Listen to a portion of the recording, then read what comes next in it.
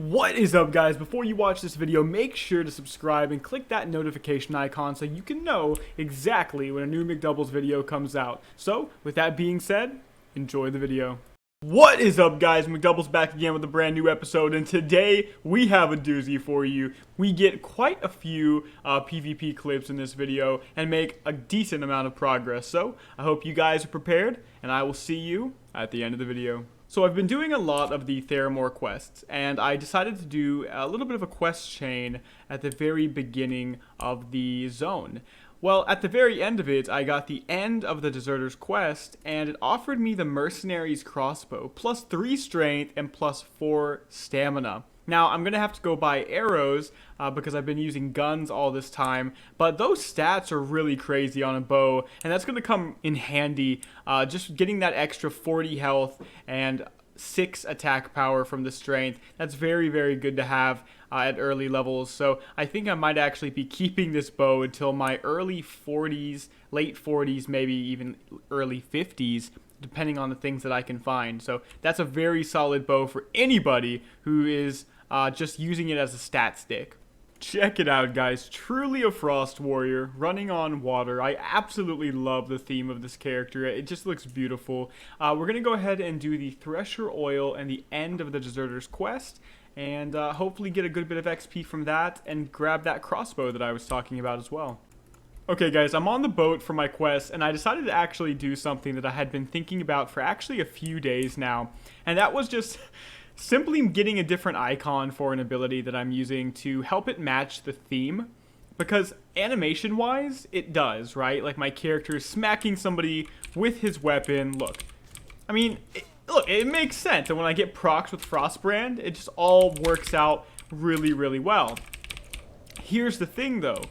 The hemorrhage icon looks just way off. So I realize the Death Knight icons are in the game because it is a Wrath client.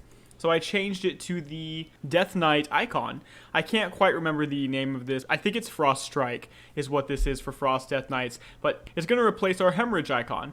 Now, a lot of you guys have been saying maybe I should get a combo point spender, and you might be correct on that. Recuperate at the very least might be worth getting, but the thing is, it doesn't play into my theme too well. And even if we exclude the theme, it's just the fact that I have too many things at this point that are going to be a part of my rotation. So I'm not exactly sure if adding a combo point spender is worth my time. When I'm really only using hemorrhage as a filler, I'm not really using it for what it is. The main point of my build in terms of the melee damage should be coming from my overpowers. And then hemorrhage again is going to be making them hit even harder. I'm hoping I won't have to have a combo point spender, because if I do, I'm just going to take eviscerates. But you have to remember, guys, I'm going to have Frostbolt on Shift W at some point, which is going to make my combo consist of spamming hemorrhage, keeping the rend up, and using overpower on cooldown, using Frost Shock and Cone of Cold on cooldown, and then using Frostbolts every single time they proc off Maelstrom Weapon.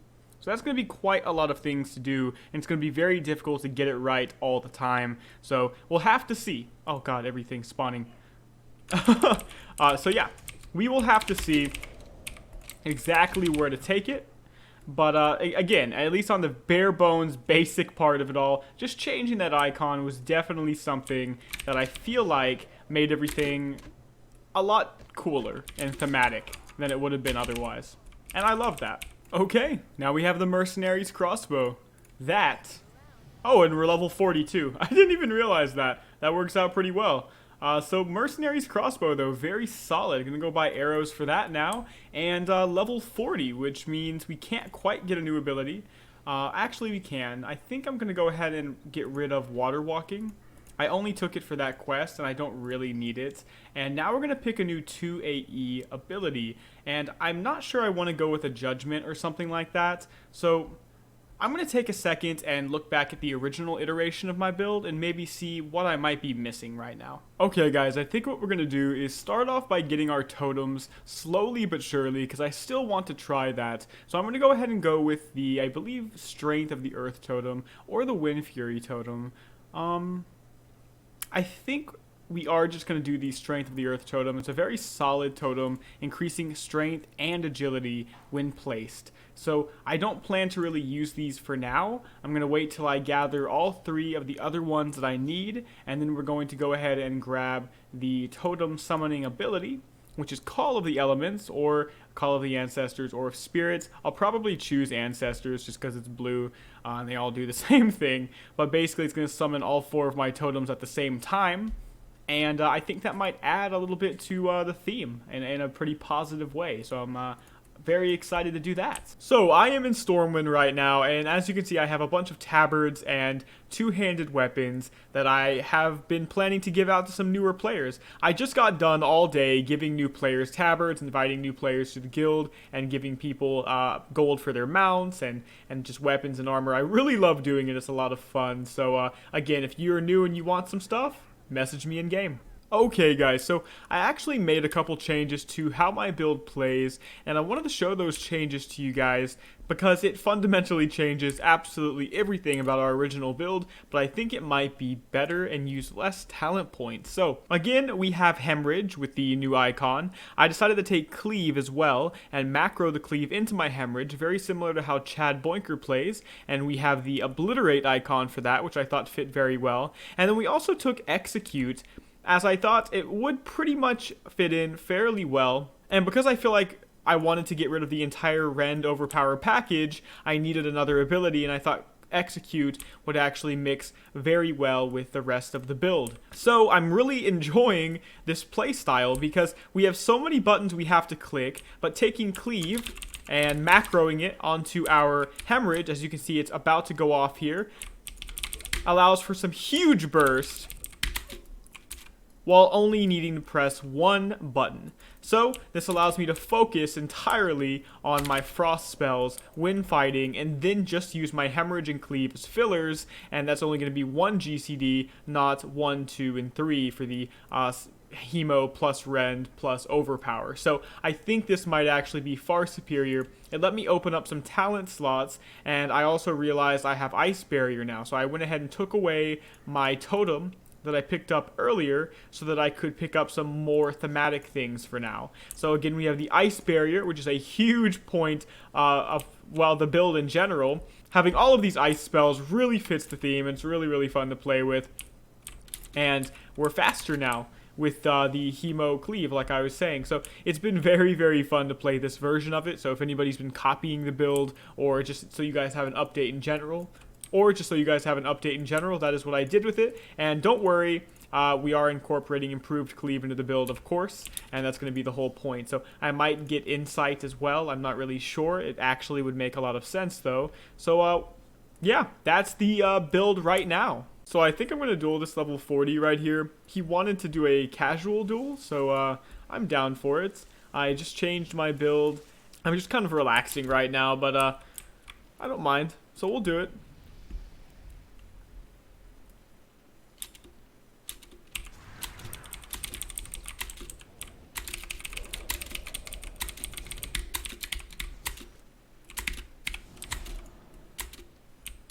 Alright, we'll charge in now. Cone of Cold, we're going to trinket that. Frost Nova, get the big crit. Crit missed. Frost Nova, or Frost Shock I should say.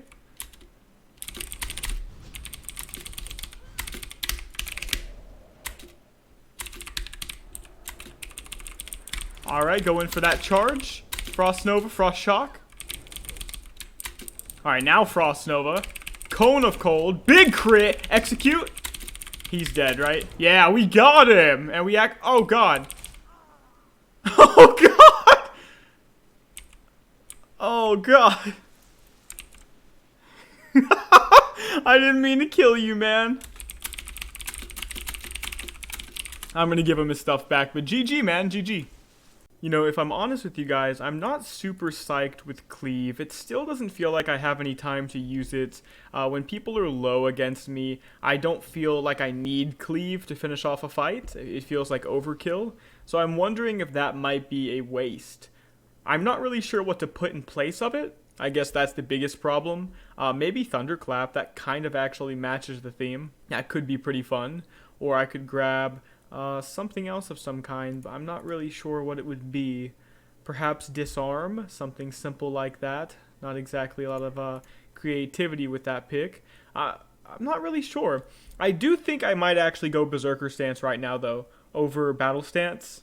I actually think that's correct, considering we're not using Rend Overpower. I don't think the Armor Pen is going to be as important for me as the 3% critical strike chance. That's because it also applies to my spells. It doesn't specify melee, so that's going to work with my frost spells as well, which is very, very good. Now, the biggest problem with what I just did is I can't exactly remember where I had all my abilities on this bar, but I'll figure it out. It wasn't that complex. Okay, guys. The bars are back to normal, and we are now using Berserker Stance, which makes a million times more sense with what we're trying to accomplish. This gives us 17.99% chance to crit with melee and 7% chance with spells, but I think that might not actually be with Berserker Stance on. I can't turn it off to see. I think that might still be increased with Berserker Stance, or maybe I'm wrong. Maybe I actually had 4.73% chance with spells before this, but nonetheless, it's helping quite a lot. Again, I'm not really sure if Execute is worth it. I think I'm actually going to unlearn it. I'm not really enjoying the playstyle, and that's what matters the most to me. I think we're good right now with Hemorrhage and Cleave spam, and then using our Cone of Colds and Frost Shocks on cooldown as much as we can, and then eventually, of course, the instant Frostbolts as well. So I'm not really sure what to put there. One thing I might consider is getting Bloodthirst. That might work, but I don't know if that's good enough with a two-handed weapon. And of course, Thunderclap, but that needs Battle Stance or Defensive Stance. I can't use Berserker Stance with that. So we have our own host of problems with some of these things. We could also consider Victory Rush. That's not really a bad ability. And if I'm honest, as I look at Wind Shear, as well as things like Berserker Rage, Whirlwind is actually a very interesting ability. But again, I'm not exactly sure it's matching my theme. Slam, but we're not going with Mortal Strike or Bloodthirst, I think. So Slam seems a lot less good. So I think we just replace the Execute and that's it. And if I do that, I think I can actually put Frost Shock on R, which is a lot easier for me to click. And then I can click on this guy and give him a guild invite and some free stuff. So I'll see you guys in a moment, hopefully with some actual gameplay and less talking. Okay, guys, I guess we're going to duel Flareon here. He's in the Big Mac Guild. I believe he's playing a fire build, so we'll see how we can do against that. It all depends on whether or not we can reach our target. He's a caster build from the looks of it. So, again, if he's chock full of different ways to get away from us, and we're not, the opposite of him with like intercept on top of sprint, on top of Ghost Wolf or travel form, best in slot type of PvP stuff, it could be a problem. But we'll have to see. We're definitely using a different build and such now, so it might actually go really well, or it could go really badly. Alright, I'm going to fully buff myself, as you can see. Let's go for it. Let's go for it, guys.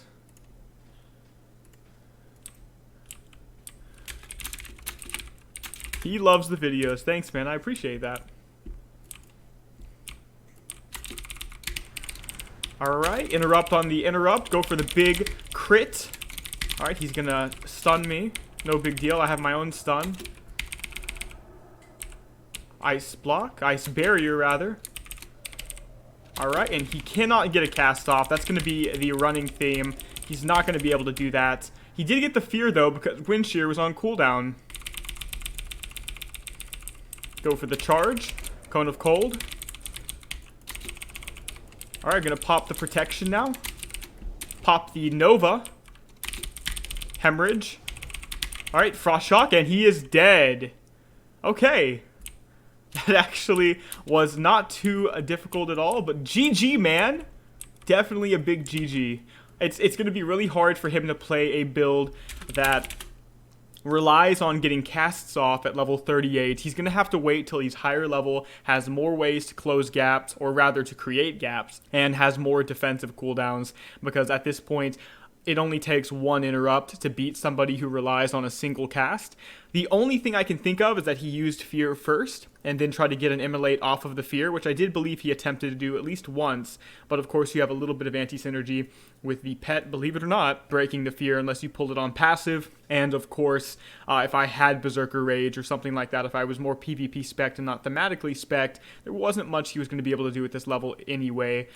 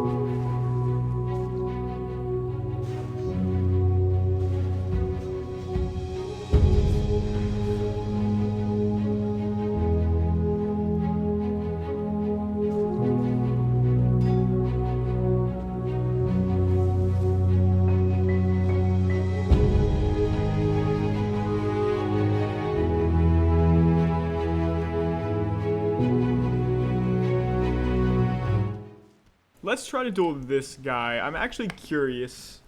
What can we do? Can we beat this guy?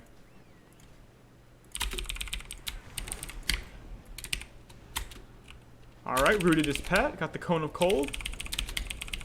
No big deal. Gonna get that ice barrier up. Should have had that at the beginning. Stunned. Spamming. Gonna get that Divine Protection up. Cone of Cold.